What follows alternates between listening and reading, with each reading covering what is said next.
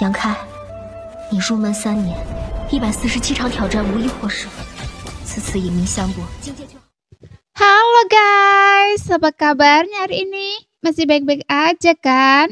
Di video kali ini kita lanjutkan Donghua Martial Peak.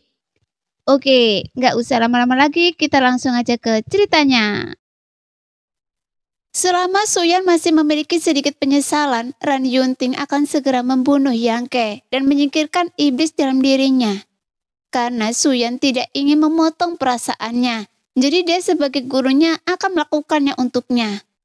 Selama pria itu mati, Suyan tidak akan lagi menghadapi hambatan apapun, dan dia tidak akan lagi menjadi bumerang oleh seni Gyo-es.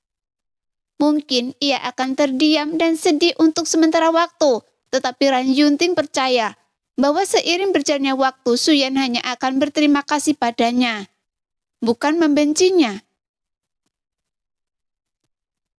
Setelah memikirkannya, Ran Yunting segera meninggalkan ruang esnya dan pergi ke puncak es tempat tetua tertinggi sedang menyendiri. Ia harus bertanya kepada tetua tertinggi tentang hal ini. Sepertinya dia sebenarnya tidak yakin apakah metodenya akan berhasil. Jika tetua tertinggi mengangguk, maka tidak akan ada kekhawatiran. Di pulau bagian dalam Pulau Bingcue, jalan-jalan es bersilangan dan mengarah ke segala arah. Banyak murid perempuan lembah Bingsin sedang berjalan. Bangunan-bangunan di Pulau Bingcue juga unik, seolah-olah dipahat dari es. Sehingga sebening kristal dan memancarkan dingin di mana-mana. Suyan berjalan di jalan es dengan linglung, selangkah demi selangkah menuju ruang esnya. 2 murid perempuan yang bertanggung jawab menjaganya mengikutinya dari dekat. Saat mata mereka bertemu dan pikiran mereka berkomunikasi. Saudari senior Zhou, apakah kesalahan Suyan sehingga membuat tetua agung begitu marah? Tanya wanita yang lebih pendek itu dengan bingung. Senior Zhou yang lebih tinggi mendengus dingin. Tetua agung tidak bilang, bagaimana mungkin saya tahu? Tapi masalah ini sangat serius. Kalau tidak, tetua agung tidak akan menempatkan Suyan dalam tahanan rumah. Sepertinya gadis kecil itu tidak tahu seberapa tinggi langit dan seberapa dalam bumi. Sejak masuk ke lembah Bingsin, dia selalu sombong dan tidak pernah menganggap serius kita sebagai saudari senior. Bahkan jika dia bertemu kita, dia tidak datang untuk menyapa kita. Dia sama sekali tidak tahu sopan santun. Ya, bukankah dia hanya mengandalkan kebaikan tetua agung? Wanita mungil itu tersenyum. Sekarang setelah dia membuat tetua agung marah, sepertinya dia akan kehilangan dukungan. Saya ingin tahu seberapa sombongnya dia di masa depan.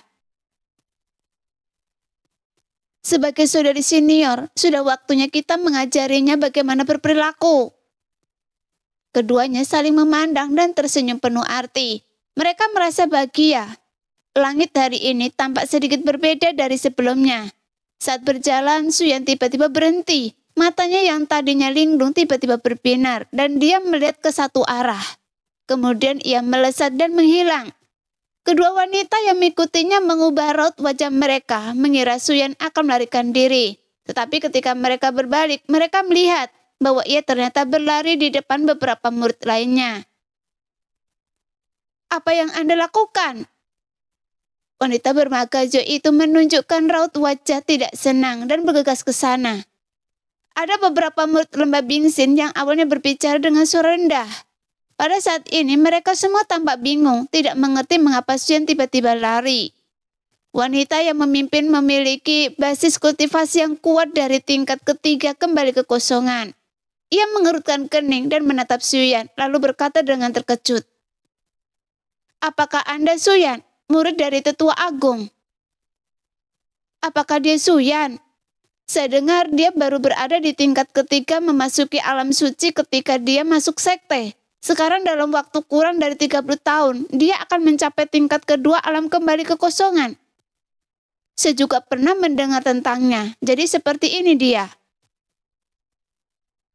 Beberapa wanita menjadi tertarik dan mengamati Suyan dari atas ke bawah, seolah-olah mereka baru pertama kali melihatnya. Iya, Suyan mengangguk. Saya bertemu beberapa saudari senior. Nah, ada apa? Tanya wanita yang memimpin. Saya baru saja mendengar beberapa saudari senior membicarakan orang di lukisan itu. Apa Anda melihatnya? Suyan menunjuk lukisan di tangan wanita yang memimpin. Maksudmu orang ini? Wanita itu mengangkat lukisan itu dan terkekeh. Saya sudah melihatnya.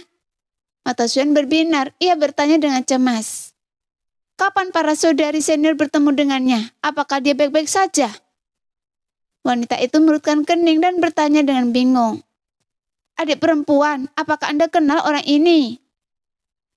Mendengar pertanyaannya, Suyan menyadari bahwa dia telah kehilangan ketenangannya. Baru saja ketika ia sedang berjalan, ia tiba-tiba mendengar seseorang berbicara tentang Yangke dan segera bergegas menghampiri. Sambil menarik nafas dalam-dalam, Suyan menekan keanehan dalam ekspresinya dan mengangguk. Iya, saya kenal dia. Kakak perempuan, bisakah Anda menceritakan kapan Anda bertemu dengannya dan bagaimana keadaannya? Dan saya akan berterima kasih. Adik perempuan sepertinya memiliki hubungan dekat dengannya. Wanita yang memimpin itu terkekeh, tetapi ia tidak bermaksud bertanya. Tentu saja tidak apa-apa untuk memberitahu, tetapi ini terjadi beberapa tahun yang lalu. Beberapa tahun yang lalu? Suyan mengerutkan kening. Nah, adik perempuan, Anda tahu bahwa beberapa tahun yang lalu Taman Kekaisaran dibuka. Dan saya pergi ke Taman Kekaisaran dengan beberapa rekan murid lainnya. Jadi saya bertemu dengannya saat itu. Jika dia tidak membantu kami akan menderita banyak korban di tangan Kong Wendong dari Sekte Huayo. Tapi dia membantu kami dan membunuh Kong Wendong. Dia membunuh Kong Wendong? Kong Wendong adalah seorang kultivator tingkat ketiga dari alam kembali kekosongan. Dia sangat kuat hingga mampu membunuh Kong Wendong, kan? Orang yang mengobrol dengan wanita itu sebelumnya merasa takjub. Jika Yangke ada di sini, dia pasti akan mengenali wanita ini. Ketika Yangke pergi ke Taman Kekaisaran, gelombang pertama pertempuran antar petarung adalah wanita ini dan Kong Wendong yang memperebutkan sebuah gua rahasia kuno. Dan pemahaman Yangke yang sebenarnya tentang alkimia dan tungku alkimia Zhisu diperoleh saat itu. Bisakah Anda menceritakan lebih banyak tentangnya? Mata indah Suyan berbinar-binar menatap wanita itu dan penuh harap. Wanita itu menatap Suyan dengan penuh pertimbangan. Seolah-olah menyadari sesuatu, dia mengangguk dan berkata, "Baiklah." Kemudian dia menceritakan apa yang terjadi di Taman Kekaisaran beberapa tahun yang lalu. Sekelompok murid dari lembah Bingxin mendengarkan dengan penuh minat, tetapi Suyan sudah terbuai. Dia begitu kuat, dia tidak tahu siapa Kong Wendong. Tetapi dari seruan dan beberapa patah kata dari rekan-rekan murid di dekatnya, Suyan masih bisa menyimpulkan beberapa informasi. Kong Wendong jelas merupakan orang kuat tingkat atas di tingkat ketiga alam kembali kekosongan. Dan Yangke mampu membunuhnya beberapa tahun yang lalu. Saat itu ia baru berada di tingkat pertama alam kembali kekosongan. Sekarang beberapa tahun telah berlalu. Di ranah manakah Yangke berada? Dan seberapa kuat kekuatan tempurnya? Adik laki-lakinya, kekasihnya, begitu luar biasa. Memikirkan hal ini, wajah Suyan dipenuhi senyum tipis dan seluruh pulau Bingju tampak cerah sesaat. Adik perempuan Su, cepatlah pergi, jangan mempersulit kami, oke? Wanita canggung yang bertugas menjaga Suyan mendesak dengan tidak sabar dan mencemalangan Suyan membuatnya merasa sangat mempesona. Ya, jika Tetua Agung tahu tentang ini, dia pasti akan menghukum kita. Maukah Anda menanggung hukuman untuk kami? Adik perempuan Su. Wanita lain juga berteriak. Yang lain menatap mereka dengan heran, lalu menatap Suyan, tidak mengerti apa yang sedang terjadi. Suyan berterima kasih kepada kakak perempuan yang telah memberitahunya tentang situasi Yangke. Setelah berpamitan, ia melanjutkan langkahnya menuju istana es miliknya. Dengan langkah cepat, menghapus duka yang sebelumnya. Di dasar sungai Chang, mutiara alam misterius tertutup lumpur. Sudah lebih dari setahun ia terdiam di sini. Suatu hari sekelompok ikan sepanjang 1 kaki berenang di atas mutiara alam misterius. Mereka berenang berdekatan di atas lumpur. ikan di depan mereka mengibaskan ekornya, mengotori lumpur, dan pusaran air yang dihasilkannya menarik mutiara alam misterius hingga tersingkap. Ikan yang mengikutinya membuka mulut dan menelan mutiara alam misterius ke dalam perutnya. Ia memutar tubuhnya beberapa kali karena tidak nyaman dan berenang mengikuti ikan itu ke hilir, seolah-olah tidak terjadi apa-apa. 10 hari kemudian ikan itu menerjang ke sebuah danau yang luas. Begitu mereka masuk ke tempat ini, sebuah bayangan hitam besar muncul di bawah air. Bayangan hitam itu membuka mulutnya dan menyedot sejumlah besar ikan ke dalam mulutnya, seperti paus yang menyedot air. Hanya kurang dari 1/5 ikan yang berenang ke hilir yang selamat. Tak lama kemudian bayangan hitam itu bersendawa dan pergi dengan puas. Beberapa hari kemudian, ribuan mil jauhnya dari pintu masuk danau, sebuah kapal besar perlahan berlayar di danau. Di atas kapal besi, sekelompok prajurit berpakaian ketat masing-masing mengaktifkan energi suci mereka, melepaskan teknik rahasia dan harta karun rahasia, dan bertarung melawan bayangan hitam raksasa di bawah kapal. Setengah jam kemudian bayangan hitam itu terbunuh, dan para prajurit sangat gembira dan memancing bayangan hitam itu keluar dari danau. Ini adalah ikan aneh yang panjangnya sekitar 5 kaki dengan mata seperti gong tembaga, sangat merah tua dan mulut penuh taring bergerigi yang terlihat sangat mengerikan dan mengerikan. Ekornya juga seperti palu meteor ditutupi duri. Banyak prajurit terluka saat melawan ikan aneh ini, tetapi saat ini mereka duduk tak jauh dengan gembira, menyembuhkan luka mereka sambil melihat hasil rampasan. Paman Wang, ikan meteor ini sangat besar. Dilihat dari kekuatannya tadi, ia hampir menjadi monster tingkat atas tingkat 8. Seorang pemuda di tingkat pertama alam Raja Suci berdiri di samping ikan aneh itu, mendang perut ikan itu dengan kakinya, dan tersenyum kepada seorang lelaki tua berbaju hijau tak jauh darinya. Lelaki tua itu tersenyum, mengelus jenggotnya dan mengangguk. Ya, ini ikan meteor yang telah tumbuh hingga batasnya. Ia memang monster tingkat atas tingkat 8. Kali ini kita bisa untung. Ramuan batin ikan meteor itu sangat langka. Setidaknya bisa dijual seharga 200.000 kristal suci, yang jauh lebih berharga daripada ramuan batin monster setingkat itu. Pemuda itu tertawa. Ya, dengan ikan meteor ini, perjalanan kita sepadan. Menjual ramuan batin itu bisa memenuhi kebutuhan pelatihan para prajurit keluarga Wang saya selama 6 bulan. Paman Wang, haruskah saya melakukannya atau Paman Wang yang melakukannya sendiri? Pemuda itu menatap lelaki tua itu. Silakan, saya sudah tua dan tidak tahan melihat darah, kata lelaki tua itu sambil tersenyum, dan semua orang di perahu tertawa. Pemuda itu memimpin dan mengeluarkan belati berkiloan perak dari pinggangnya. Belati itu kira-kira sepanjang lengan dan sangat tajam. Setelah menuangkan energi suci ke dalamnya, belati itu menjadi semakin tajam. Pemuda itu dengan terampil membelah perut ikan meteor dan berhasil menemukan ramuan batin seukuran kepalan tangan di tenggorokannya.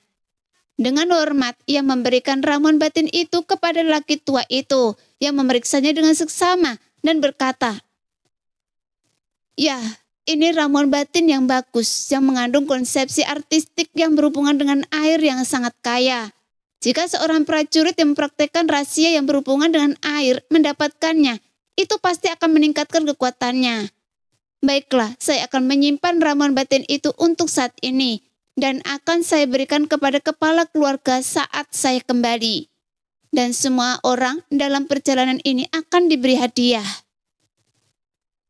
Mendengar ini, para prajurit yang baru saja berpartisipasi dalam pertempuran berteriak kegirangan. Ikan meteor ini langka. Saya dengar dagingnya montok dan lezat. Kita tidak bisa menyanyikannya. Ayo kita minta seseorang untuk datang dan merawatnya. Setelah lelaki tua itu memberi perintah, ia berbalik dan masuk ke kabin. Pemuda itu berdiri di sana dan memancing kepala ikan, lalu dengan santai memanggil beberapa orang untuk mengurus daging ikan tersebut. Pemuda itu tentu saja enggan melakukan pekerjaan seperti itu. Beberapa orang yang mengurus daging ikan semuanya adalah orang-orang dengan tingkat kultivasi terendah di kapal. Mereka biasanya tidak berpartisipasi dalam pertempuran, tetapi hanya bertanggung jawab melakukan beberapa pekerjaan sambilan untuk mendapatkan beberapa kristal suci untuk kultivasi. Meskipun ikan meteor itu besar, penanganannya tidak sulit. Dalam waktu singkat semuanya selesai. Daging ikan segar diawetkan dengan cara khusus dan usus serta organ dalamnya dibuang ke danau. Di atas kapal, di sebuah kabin yang sangat sederhana, seorang gadis berusia sekitar 16 tahun atau 17 tahun menutup pintu dan menghampiri tempat tidurnya. Ia melihat sekeliling seolah-olah merasa bersalah, lalu dengan hati-hati meraih dan mengeluarkan sebuah manik yang tak mencolok. Manik itu hanya bisa ukuran buah kelengkeng dan tampak biasa saja. Namun dada gadis itu berdebar kencang. Apakah ini ramuan batin? Gumam gadis itu dalam hati. Wajahnya memerah karena gembira, menggigit bibir tipisnya dan menatap manik di telapak tangannya dengan ragu. Ia juga salah satu orang yang mengolah daging ikan tadi. Ia secara tidak sengaja menemukan manik ini di perut ikan, dan entah mengapa menyembunyikannya. Ia pikir itu ramuan batin ikan meteor. Sekarang, mengingat kembali tindakannya tadi, ia masih merasa sedikit takut. Karena ia mengikuti kapal besi keluar itu. Semua yang ia dapatkan seharusnya menjadi milik keluarga. Ia tidak tahu mengapa ia begitu terobsesi saat itu dan menyimpan manik itu untuk dirinya sendiri. Jelas mustahil untuk menyerahkannya sekarang. Jika dia benar-benar melakukannya, dia mungkin akan dihukum oleh hukum keluarga. Ini bukan ramuan batin, kan? Gadis itu belum tenang dan dia mencari-cari alasan untuk meringankan rasa bersalahnya. Lagi pula ramuan batin telah diambil oleh Paman Wang dan dia belum pernah mendengar tentang binatang iblis yang memiliki 2 ramuan batin. Lagi pula manik ini tidak memiliki fluktuasi energi sama sekali. Jadi jelas itu bukan ramuan batin. Jika itu bukan ramuan batin, lalu apa itu? Mengapa ada di dalam perut ikan? Gadis itu memiringkan kepalanya dan terus menatap manik di tangannya. Bingung. Pada saat ini manik itu tampak tiba-tiba berkelebat lalu secara aneh menghilang dari tangannya. Kemudian seseorang muncul di hadapannya seperti hantu. Wajah gadis itu tiba-tiba memucat dan dia tertegun di tempat. Mendongak dan menatap ke depan, berdiri di depannya. Adalah seorang pemuda yang tampaknya berusia sekitar 25 atau 26 tahun. Ekspresinya masih sedikit bingung dan ia tampak bingung dengan situasi saat ini. Ketika mata mereka bertemu, mata indah gadis itu menunjukkan ekspresi ketakutan dan ia membuka mulutnya dan hendak berteriak. Tapi Yangke dengan cepat mengulurkan tangan untuk menutup mulutnya. Gadis itu meronta dan meninju serta menendang Yangke. Matanya sangat ketakutan seolah-olah Yangke adalah penjahat yang tak termaafkan. Jangan berteriak. Jangan bergerak. Yangke meluruskan kening dan berkata dengan suara rendah. Ia tidak begitu mengerti apa yang terjadi, tetapi saat pertama kali keluar dan dia tahu bahwa ia berada di kapal besi. Dan ada banyak orang di kapal itu.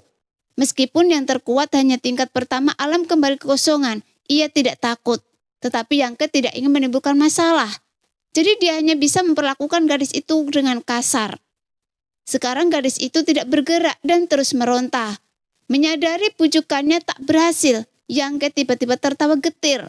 Matanya memancarkan cahaya jahat, melirik dada halus gadis itu dengan niat jahat, lalu berbisik. Jika Anda tak patuh, saya akan memperkosa dan membunuh Anda dulu, lalu membunuh semua orang di kapal ini dan melemparkan mereka ke bawah untuk dimakan ikan. Mendengar itu, tubuh gadis itu gemetar dan sorot memohon muncul di mata indahnya. Ia terus menggelengkan kepala. Air mata mengalir deras dan jelas terlihat bahwa ia sangat gelisah. Namun karena takut akan hal ini, ia pun tenang dan berhenti meronta. Itulah yang saya katakan. Yangke tersenyum tipis, berpikir sejenak lalu berkata, saya tidak takut memberitahu Anda bahwa jika saya mau, saya bisa dengan mudah menghancurkan semua orang di kapal ini menjadi debu. Orang tua terkuat di kapal ini baru berada di level pertama alam kembali kekosongan. Hanya saja saya berbelas kasih dan tidak ingin melakukan itu. Saya harap Anda bisa lebih memikirkan keluarga dan teman-teman Anda. Jika Anda benar-benar membuat saya marah, Anda mungkin tidak akan sanggup menanggung akibatnya. Mata indah gadis itu melebar dan mengangguk berulang kali. Yangke dengan santai menyebutkan ranah orang terkuat di kapal yang membuat gadis itu menyadari bahwa pemuda ini mungkin benar-benar menakutkan. Tentu saja ia tidak berani mengolok-olok nyawanya sendiri dan nyawa keluarganya. Setelah Yangke melepaskannya, gadis itu benar-benar berhenti berteriak, tetapi menatapnya dengan cemas tanpa berkata sepatah kata pun. Baiklah, jangan takut. Meskipun saya bukan orang baik, tapi saya juga bukan orang jahat. Jika Anda mendengarkan saya, Anda akan mendapatkan manfaatnya. Yangke menghiburnya. Gadis itu cukup berani. Setelah keterkejutan dan ketakutan awalnya, ia jauh lebih tenang ketika melihat wajah ramah Yangke. Namun ia masih tidak berani berbicara sembarangan, melainkan hanya berdiri di sana dengan gelisah. Yangke melepaskan pikirannya dan mengamati lingkungan sekitarnya dengan seksama. Meskipun dia punya beberapa dugaan tentang mengapa dia ada di sini. Saat itu ia menyembunyikan mutiara alam misterius di dasar sungai. Sekarang tampaknya mutiara alam misterius itu diperoleh secara tidak sengaja oleh gadis ini. Namun dia tidak tahu bagaimana dia mendapatkannya. Kultivasi pihak lain hanyalah alam luar biasa tingkat ketiga, bahkan bukan berada di alam suci. Dia ramping dan tampak sangat lemah. Ia memiliki wajah yang cantik. Di mana tempat ini dan siapa Anda?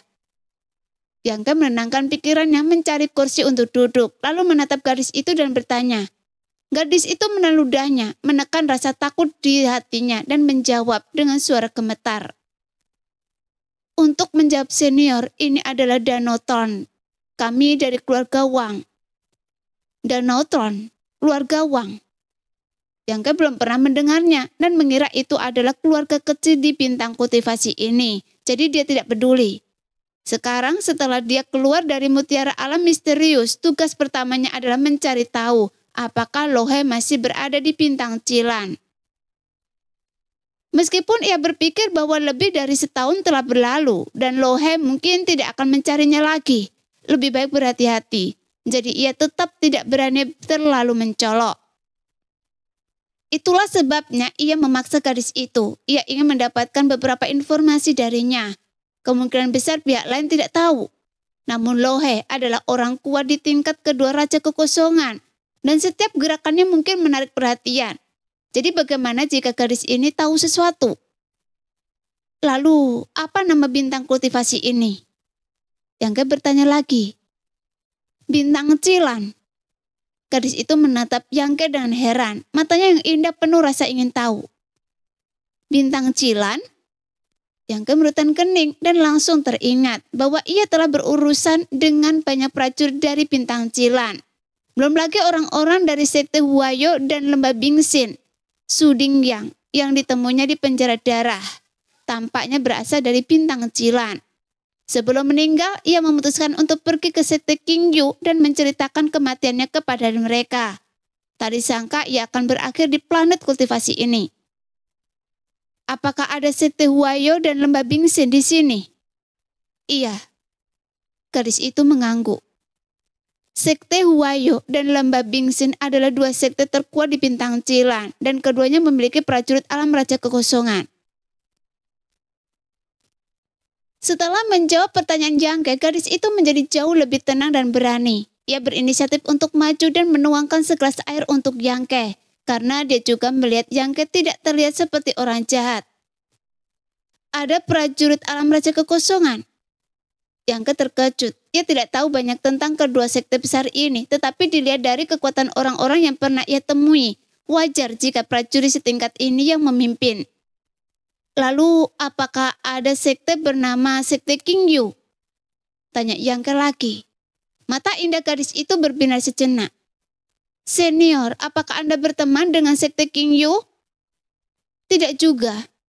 Jawab saja pertanyaan saya. Jawab gadis itu sedikit berubah, dan dia mengangguk cepat.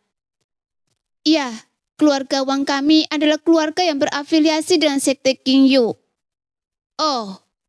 Yangke mengangkat alisnya. Benarkah? Junior tidak berani berbohong. Gadis itu menggigit bibir merahnya. Kalau begitu katakan pada saya, siapa nama pemimpin sekte King Yu? Master Suding Yang. Yang mengangguk pelan. Dia mengamati ekspresi gadis itu dan mendapati bahwa mata gadis itu murni dan dia tidak berniat menipunya.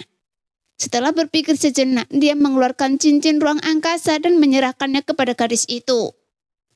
Senior, ini pemimpin sekte King Yu Anda meninggal di penjara darah. Ini cincin antaraksanya.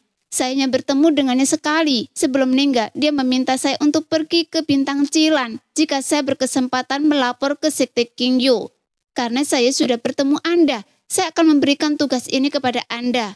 Bawalah cincin ini ke sekte King Yu dan mereka akan memastikannya. Pemimpin sekte sudah meninggal? Gadis itu terkejut. Menurutnya, kultivasi pemimpin sekte King Yu begitu tinggi sehingga ia tak akan pernah bisa memilikinya, meskipun ia berlatih seumur hidup. Namun orang sekuat itu ternyata sudah meninggal. Jadi gadis itu tercengang. Yang memberinya waktu untuk mencerna informasi, lalu bertanya, siapa nama Anda? Junior Wang Ying. Ya, Yang mengangguk. Wang Ying, apakah ada kejadian besar di Bintang Cilan baru-baru ini? Apakah ada tokoh penting yang datang ke sini? Tokoh penting? Wang Ying bingung, lalu menggelengkan kepalanya dan berkata, saya tidak tahu tentang ini, tetapi jika ada hal besar pasti ada. Ceritakan pada saya. Saat itu Wang Ying memberitahunya bahwa sekte Huayo dan lembah Bingxin sedang mencari seseorang. Meskipun Wang Ying tidak tahu seperti apa rupa orang yang dicari sekte Huayo dan lembah Bingxin, ia mendengar bahwa orang itu adalah seorang pemuda berusia 20-an atau 30-an. Jadi Yang Ke tahu ada yang tidak beres saat mendengarnya. Mungkinkah itu dia? Dan dilihat dari waktunya, kejadian itu terjadi tepat setelah ia tiba di Bintang Cilan. Yang Ke bisa mengerti bahwa sekte Huayo sedang mencarinya. Lagi pula ketika ia berada di penjara darah, Yang Ke secara tidak sengaja mendengar seseorang mengatakan bahwa tetua tertinggi sekte Huayo memiliki persahabatan dengan Lohe. Jika Lohe masih di Bintang Cilan, ia pasti akan meminta sekte Huayo untuk membantu menemukannya. Tapi mengapa lembah Bingxin juga mencarinya? Yang Ke memang pernah berinteraksi dengan orang-orang dari lembah Bingxin, tetapi itu terjadi di Taman Kekaisaran. Dan dia tidak punya dendam terhadap lembah Bingxin. Mengapa mereka mencarinya? Masalah harta karun kaisar dan kristal pikiran kekosongan tidak akan pernah bocor. Tujuan Lohe adalah dua hal ini, jadi mengapa ia membiarkan orang lain ikut campur? Yang Ke memikirkannya tetapi tidak dapat menemukan alasannya. Senior, Wang Yi tak dapat menahan diri untuk tidak berteriak ketika melihat Yang Ke sedang teralihkan. Saya sangat puas dengan jawaban Anda. Ini untuk Anda.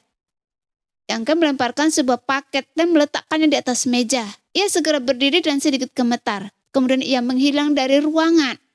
Wang Ying tidak melihat bagaimana ia menghilang. Ia berdiri di sana dengan linglung untuk waktu yang lama. Wang Ying terengah-engah dan perasaan selamat dari bencana memenuhi hatinya. Ia melangkah perlahan ke depan menuju meja dan membuka bungkusan itu. Mata indahnya tiba-tiba berbinar. Di dalam bungkusan itu terdapat botol-botol giok yang sangat indah. Setidaknya ada 20 botol. Botol-botol itu penuh dengan ramuan, tapi tidak ada yang menyadari bahwa Yang Ke telah meninggalkan kapal besi itu. Setelah meninggalkan kapal besi itu, Yang Ke secara acak menemukan arah dan terbang ke depan. Bintang Cilan tidak aman. Lohe sebenarnya telah menggunakan tangan orang lain untuk menemukan jejaknya. Yang Ke ingin segera meninggalkan tempat ini. Jika tidak, akan merepotkan jika Lohe menemukan jejaknya. Sekarang kendalinya atas kekuatan ruang semakin kuat. Meskipun ia tidak khawatir mati di tangan Lohe, dikejar oleh orang sekuat itu bukanlah hal yang menyenangkan. Tapi bagaimana cara pergi dengan aman adalah masalah terbesar. Bagaimanapun kesadaran ilahi dari alam Raja Kekosongan yang kuat sungguh menakjubkan. Dan siapa yang tahu apakah Lohe dan sekte Huayo memperhatikan pergerakan para prajurit yang meninggalkan Bintang Cilan? Jika dia ketahuan, itu akan menjadi jebakan. Jadi lebih baik tetap di Bintang Cilan.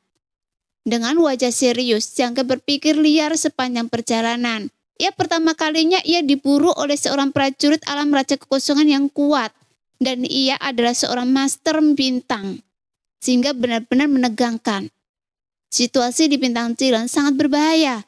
Meskipun Sekte Huayo dan Lembah Bingsin selalu berselisih satu sama lain dan sering terjadi gesekan di antara mereka, belum pernah ada masa ketika mereka begitu berseberangan. Semua sekte dan keluarga yang berafiliasi dengan dua kekuatan utama dimobilisasi. Perkelahian dapat dilihat hampir di mana-mana di seluruh Bintang Cilan, dan para prajurit gugur setiap hari. Yangke terbang jauh-jauh dan menyaksikan pertempuran yang tak terhitung jumlahnya dari semua ukuran. Dari pertarungan dua orang skala kecil hingga huru-hara skala besar yang melibatkan ratusan atau ribuan orang. Dan pemandangannya sangat ramai. Suatu hari ia terbang dari ketinggian dan suara teriakan datang dari bawah. Yangke melihat ke bawah dan menemukan bahwa setidaknya lebih dari 600 orang telah berkumpul di bawah, milik dua kubu utama dan sedang pertempuran. Tak perlu dikatakan lagi, itu juga merupakan konflik antara Sekte Huayo dan Lembah Bingsin. Para prajurit dari masing-masing sekte gugur, darah menodai tanah hingga merah, dan kecemerlangan harta karun rahasia serta seni rahasia yang luar biasa menyilokan. Yangke perlahan menggeringkan kepalanya dan terbang langsung. Setelah terbang puluhan mil ke depan, masih ada gelombang pertempuran di bawah. Namun pertempuran kali ini hanyalah pertarungan antara 3 orang dan tampaknya terpisah dari medan perang yang besar. Dua pria sedang mengepung seorang wanita. Kultivasi mereka tidak tinggi. Wanita itu berada di alam Raja Suci tingkat kedua, dan kedua pria itu sama. Dengan alam yang sama, jumlah orang yang menguntungkan. Wanita itu menyerbu ke kiri dan ke kanan, tetapi tidak dapat menghindari serangan kedua pria itu. Kedua pria itu tampaknya takut dengan metode wanita itu dan tidak berani memaksakan terlalu banyak. Mereka hanya bertarung dengan santai, berniat untuk menguras energi suci wanita itu. Namun wanita itu berpakaian putih dan memiliki aura dingin. Sementara kedua pria itu berlatih atribut api.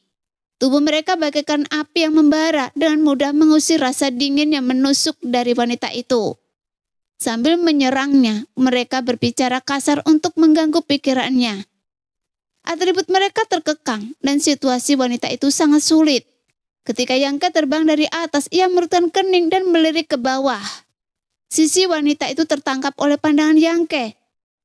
Dan Yangke yang terbang dengan kecepatan tinggi tiba-tiba berhenti. Matanya menyipit dan dia menatap wanita itu dengan seksama, seolah-olah ia telah menemukan sesuatu yang luar biasa. Tubuh wanita itu ringan dan ia bergerak-gerak, rambutnya berkibar, dan sesekali ia menunjukkan wajahnya kepada Yangke. Itu dia. Tubuh Yangke bergetar dan matanya bersinar terang. Jelas dia tidak pernah menyangka akan bertemu wanita ini di Bintang Cilan. Nona, saya sarankan Anda untuk menyerah dan patuh agar siksaan Anda berkurang. Saya juga seorang kultivator dan tidak ingin mempermalukan seorang wanita. Di medan perang di bawah, salah satu pria tua menyerang dan berteriak keras, seolah ingin membujuk wanita itu untuk menyerah. Pria lain yang tampak sedikit lebih muda mendengus dingin. Saudara Liu, untuk apa repot-repot berbicara dengannya? Wanita ini memiliki tubuh dan penampilan yang bagus. Biarkan kedua saudara saya menangkapnya hidup-hidup, menikmatinya, lalu mengambil saripatinya dan membuatnya berharap mati. Meskipun para prajurit Sekte Huayo berlatih teknik berbasis api, mereka memiliki teknik rahasia yang dapat menggunakan saripati suci berbasis es dari para murid Lembah Bingsin untuk menghancurkan dan kemudian bangkit, serta meningkatkan tingkat kultivasi mereka dalam waktu yang sangat singkat. Kedua sekte besar ini telah saling menyerang selama bertahun-tahun yang tak terhitung jumlahnya, dan banyak prajurit perempuan Lembah Bingsin telah menghilang secara misterius.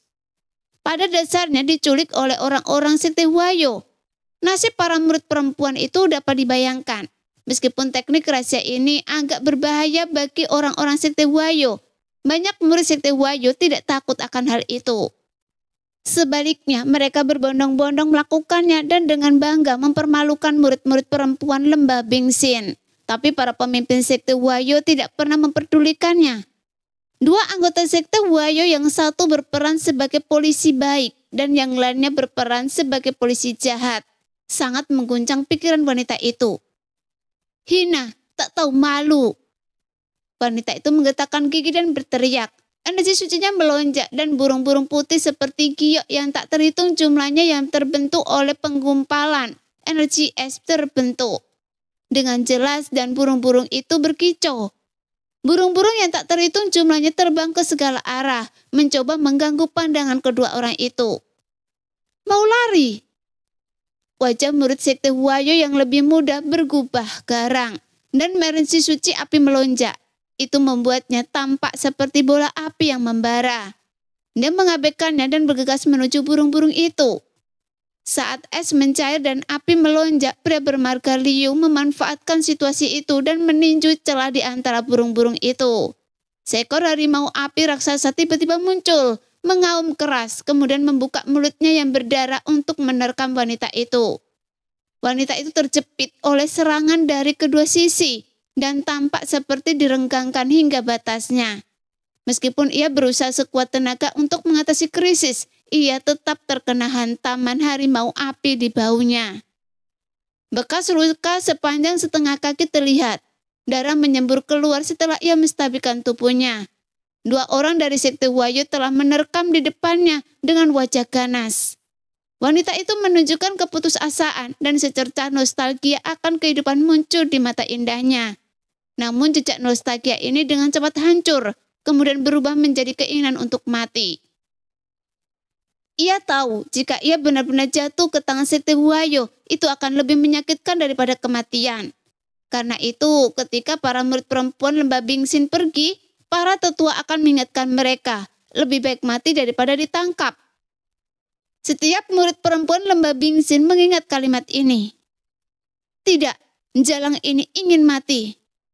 Murid muda sekte Huayo itu ketakutan. Dia telah bertarung dengan banyak orang dari lembah Bingxin dan pernah melihat adegan ini sebelumnya. Tentu saja dia tahu apa yang ingin dilakukan pihak lain. Tidak semudah itu untuk mati. Pria bermarga Liu tersenyum licik, mengelurkan tangannya dan melemparkannya.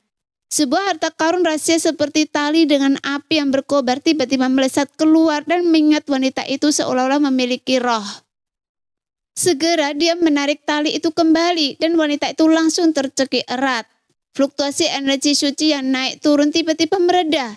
Wanita itu berdiri di sana dengan linglung dan mata indahnya dipenuhi ketakutan.